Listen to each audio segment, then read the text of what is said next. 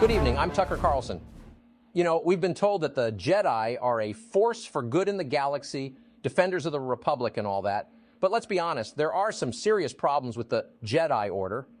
One of the biggest problems is the way they treat their young apprentices, the Padawans. These are children, often barely into their teenage years, who are taken from their families and trained to become warriors. They are taught to use deadly weapons and engage in combat, even though they are not fully grown or developed. Now, I'm sorry, but that is just wrong.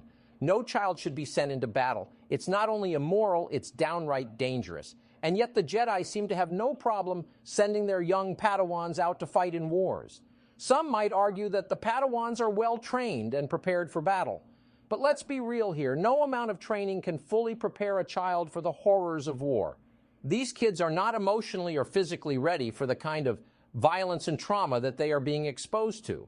And yet, the Jedi just keep sending them out there. Why? Well, some might say that it's because the Jedi are corrupt. They care more about their own power and influence than they do about the safety and well-being of their young apprentices. And you know what? I'm starting to think that's true. The Jedi Order has become a bloated bureaucratic institution that is more interested in maintaining its own power than it is in serving the greater good. And the fact that they are willing to send children into battle is just further proof of their corruption. So let's be clear, the Jedi are not the heroes we thought they were. They are flawed, corrupt, and dangerous. And until they start treating their young apprentices with the respect and care they deserve, they have no right to claim the moral high ground. It's time for the Jedi to take responsibility for their actions and the harm they have caused. They need to stop treating Padawans as expendable soldiers and start prioritizing their education and development as individuals. And let's not forget about the dark side of the Force.